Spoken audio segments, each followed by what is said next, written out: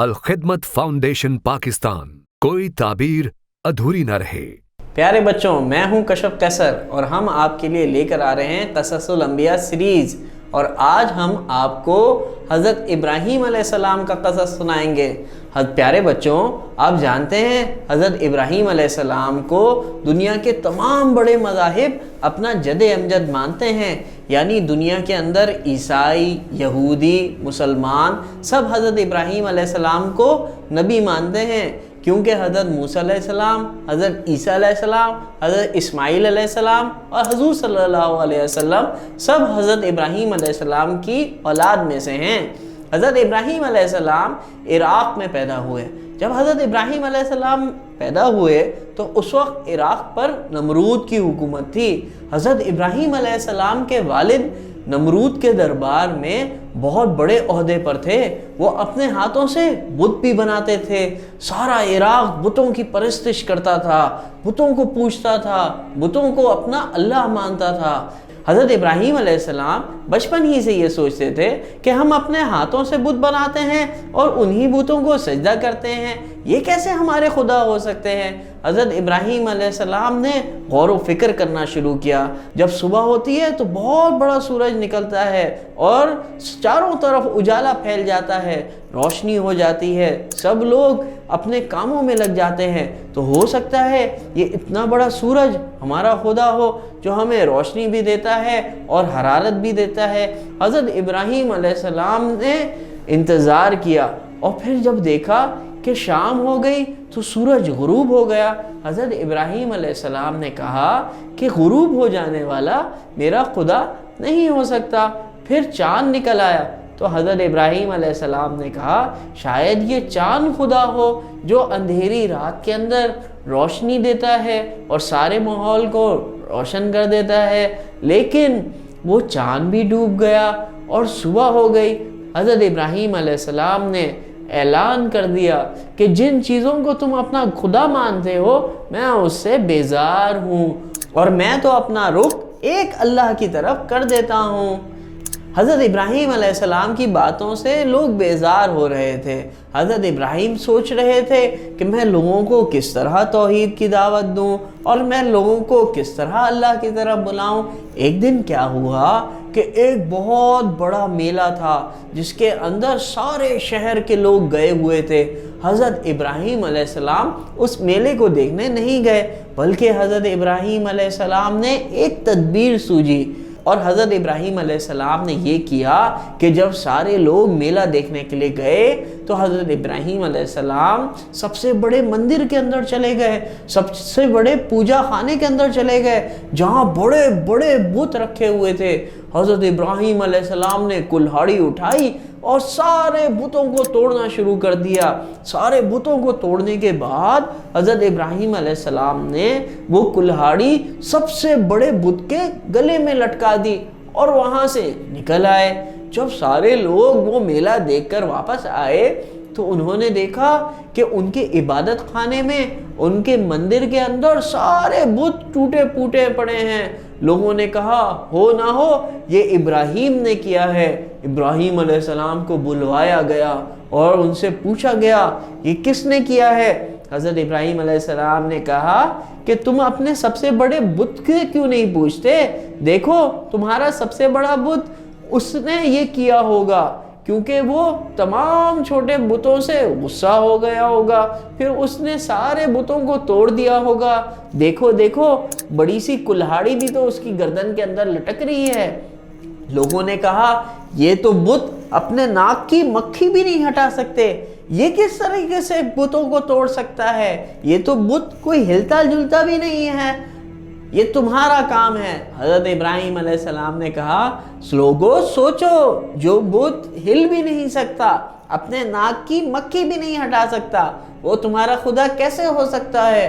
یہ بات سنی تو لوگ حیرت میں پڑ گئے، لوگ سوچ اور غور و فکر کرنے لگے کہ نمرود نے حکم دیا کہ اب ابراہیم کو سزا دی جائے گی اور ابراہیم کو ایسی سزا دی جائے گی کہ سب لوگ یاد کریں گے، پکڑ لو ابراہیم کو۔ اور حضرت ابراہیم علیہ السلام کو پکڑ لیا گیا۔ پھر نمرود نے اعلان کیا کہ ابراہیم علیہ السلام کو آگ کے اندر جلایا جائے گا، اور وہ چھوٹی موٹی آگ نہیں، بہت بڑی آگ روشن کی گئی، بہت ساری لکڑیاں اس کے اندر ڈالی گئی، اس آگ کو کئی دنوں تک دہکایا گیا، اور اتنی بڑی آگ۔ پھر وہ دن آ گیا جس دن حضرت ابراہیم علیہ السلام کو اس آگ میں پھینکا جانا تھا۔ ایک بہت بڑی سی مشین آئی اور اس کے اندر حضرت ابراہیم علیہ السلام کو رکھ کر پھینکا گیا۔ اللہ تعالیٰ نے، جو سب سے بڑے بادشاہ ہیں، جن کی قدرت میں ساری چیزیں ہیں، جن کے حکم سے سارے کام ہوتے ہیں، اللہ تعالیٰ نے آگ کو حکم دیا کہ ابراہیم علیہ السلام کے لیے ٹھنڈی اور امن والی ہو جا۔ حضرت ابراہیم علیہ السلام اس آگ کے اندر گرے، لیکن بحفاظت مسکراتے ہوئے اس آگ سے باہر نکل آئے۔ جب لوگوں نے یہ دیکھا تو لوگ اور بھی زیادہ حیران ہوئے، کیونکہ یہ اللہ تعالیٰ کا معجزہ تھا۔ پھر نمرود نے حکم دیا کہ حضرت ابراہیم علیہ السلام کو اس شہر سے نکال دو۔ حضرت ابراہیم علیہ السلام شہر سے نکل گئے۔ حضرت ابراہیم علیہ السلام نے اللہ کا دین پھیلانے کے لیے، لوگوں کو اسلام کی دعوت دینے کے لیے بہت دور دراز کا سفر طے کیا۔ حضرت ابراہیم علیہ السلام نے اسلام کے راستے میں اللہ کے حکم کو بجا لانے میں بہت بڑی بڑی قربانیاں دیں، اور ہر آزمائش سے سرخرو ہو کر نکل گئے۔ اسی لیے تو اللہ تعالیٰ نے حضرت ابراہیم علیہ السلام کو اپنا دوست بنا لیا اور ان کو خلیل اللہ کا خطاب دیا۔ ایک دن حضرت ابراہیم علیہ السلام نے اللہ تعالیٰ سے کہا کہ اے اللہ، میں دیکھنا چاہتا ہوں کہ لوگوں کو تو کس طرح زندہ کرے گا اور انہیں کس طریقے سے موت دے گا۔ اللہ تعالیٰ نے حضرت ابراہیم علیہ السلام سے پوچھا، کیا تم ایمان نہیں رکھتے؟ حضرت ابراہیم علیہ السلام نے کہا، میں ایمان تو رکھتا ہوں، بس اطمینان کے لیے آپ سے پوچھا ہے۔ اللہ تعالیٰ نے کہا کہ ٹھیک ہے، 2 پرندے پال لو اور اپنے آپ سے مانوس کر لو، ان کو اپنے آپ سے گلا لو، ملا لو۔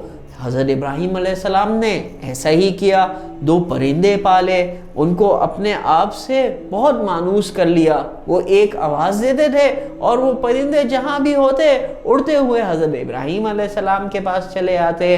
اللہ تعالیٰ نے پھر ایک دن حضرت ابراہیم علیہ السلام کو حکم دیا کہ ان پرندوں کو ذبح کر دیں اور ان کے چھوٹے چھوٹے ٹکڑے بنا دیں، اور ان ٹکڑوں کو 2 الگ الگ پہاڑوں کے اوپر جا کر رکھ دیں۔ حضرت ابراہیم علیہ السلام نے ایسا ہی کیا۔ وہ پہاڑ سے اترے تو اللہ تعالیٰ نے حضرت ابراہیم علیہ السلام سے کہا کہ اب آپ ان پرندوں کو آواز دیجئے۔ حضرت ابراہیم علیہ السلام نے جب ان پرندوں کو پکارا تو وہ پرندے حضرت ابراہیم علیہ السلام کے پاس صحیح سالم صورت کے اندر اڑتے ہوئے چلے آئے۔ اس طریقے سے اللہ تعالیٰ نے یہ بتایا کہ ہم قیامت کے دن انسانوں کو کس طرح زندہ کریں گے اور ان سے حساب کتاب لیا جائے گا، اور جو انسان اچھے اعمال کریں گے اللہ تعالیٰ انہیں جنت میں بھیج دے گا، اور جو انسان برے اعمال کریں گے اللہ تعالیٰ انہیں جہنم میں بھیج دے گا۔ حضرت ابراہیم علیہ السلام کی اللہ تعالیٰ نے کئی بار آزمائش کی، اور حضرت ابراہیم علیہ السلام ہر آزمائش میں پورا اترے۔ انشاءاللہ تعالی ہم اگلی ایپیسوڈ کے اندر حضرت اسماعیل علیہ السلام کا قصہ سنائیں گے، جو کہ حضرت ابراہیم علیہ السلام کے بیٹے تھے، اور حضرت ابراہیم علیہ السلام کی بہت ساری دعاؤں کے بعد وہ پیدا ہوئے تھے۔ اللہ تعالیٰ نے حضرت ابراہیم علیہ السلام کو حضرت اسماعیل علیہ السلام کے ذریعے بھی آزمایا، اور حضرت ابراہیم علیہ السلام اس آزمائش میں کس طرح پورا اترے، تو انشاءاللہ تعالی یہ ہم اگلے قصص میں آپ کو بتائیں گے۔ تب تک کے لیے اللہ حافظ۔